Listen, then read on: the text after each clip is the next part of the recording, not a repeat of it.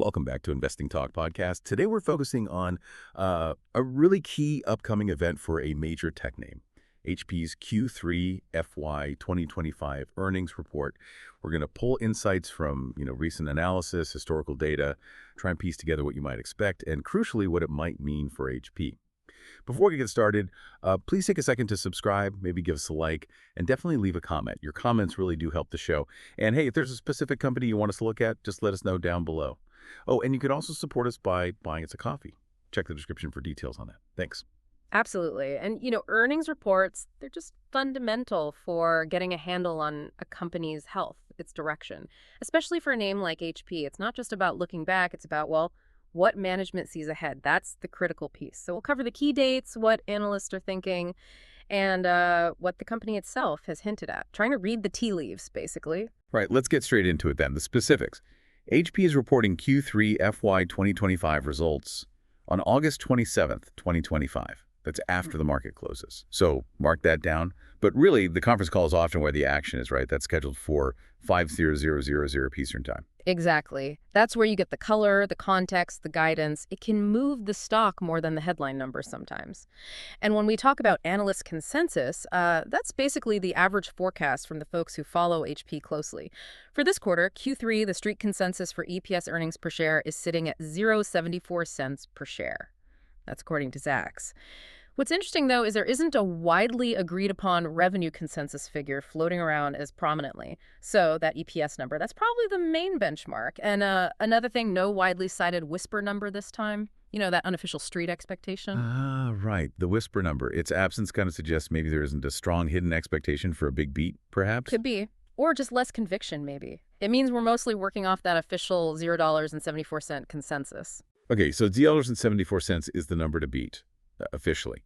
But what about HP themselves? Where are they coming from? Because, Q2 wasn't straightforward, was it? They reported back on May 28th, and the EPS was 71 cents. That was actually a miss against the $1.80 consensus then, so that definitely caught people's attention. It did, and at that time, back in May, HP sort of guided for Q3 EPS to be, well, around the mid-$0.07. So 74 cents lines up with their own prior indication, roughly. But it's key that the analyst consensus started higher, closer to $0.80, and has drifted down to meet HP's view. Yeah, that downward drift is telling, isn't it?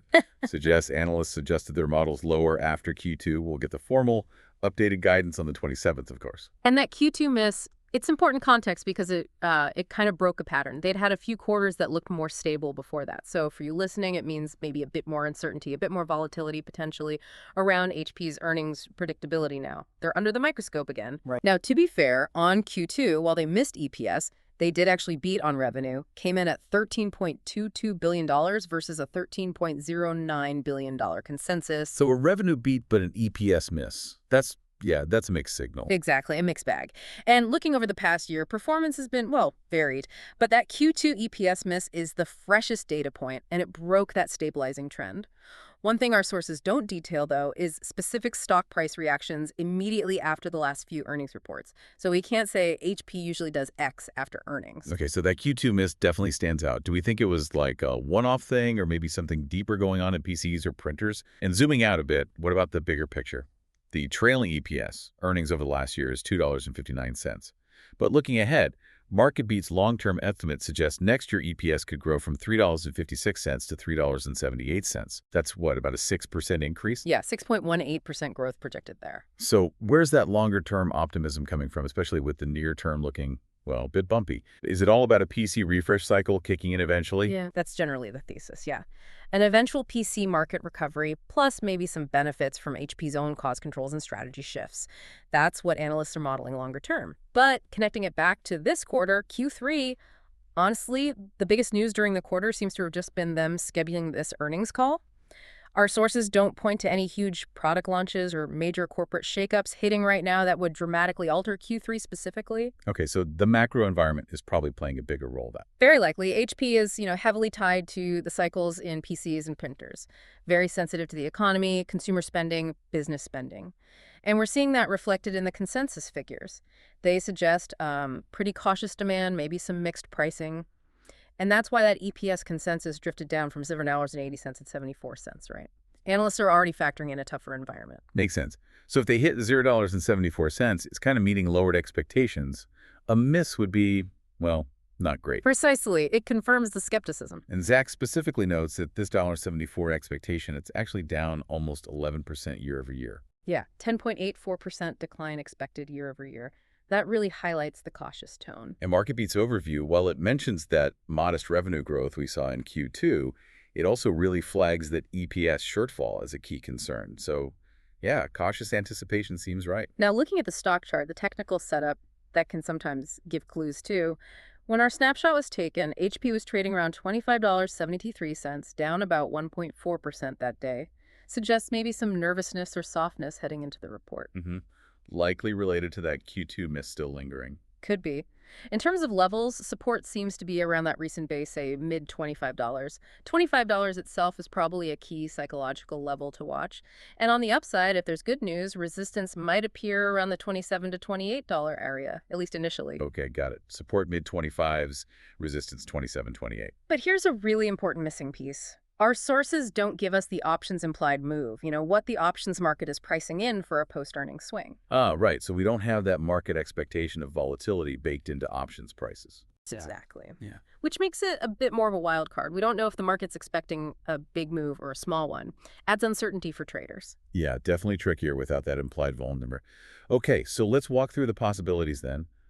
What could happen after the report? Let's start with bullish case. What would that look like? Okay, bullish scenario. EPS comes in comfortably above that $2.74 consensus.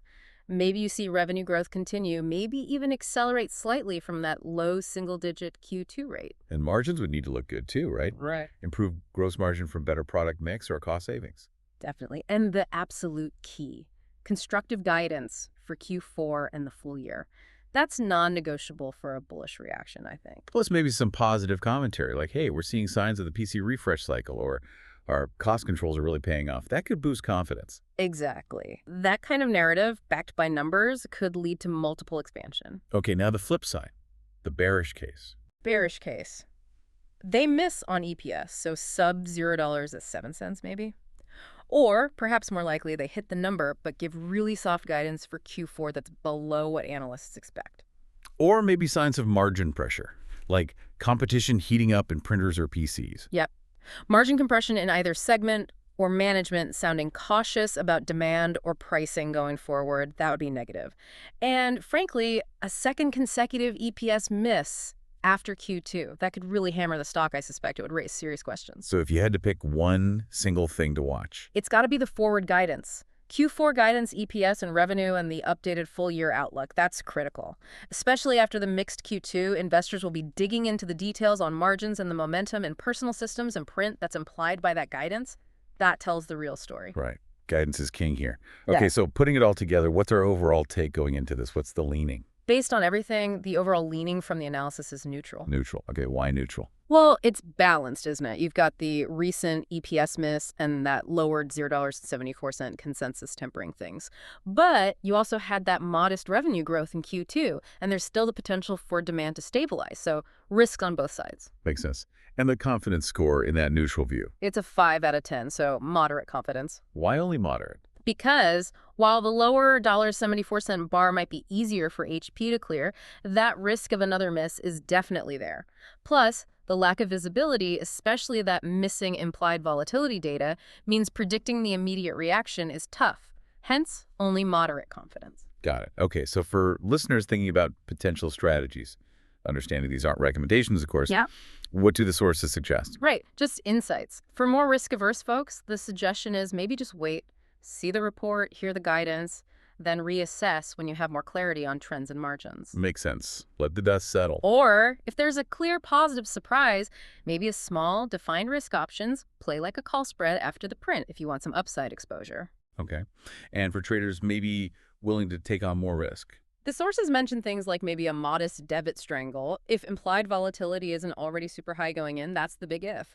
Or perhaps a call spread hedged against shares. But the key message, especially without that implied move data, is be conservative with position sizing. Be ready for moves in either direction because guidance could easily surprise relative to that $0.74 mark. Good advice. Manage risk carefully given the uncertainties. Okay, so let's recap the key takeaways. HP reports August 27th. The number to watch is $0.74 for EPS. But really, all eyes are on forward guidance after that mixed Q2. The overall leaning is neutral. Confidence is moderate. Market seems cautious. So here's a final thought for you listening.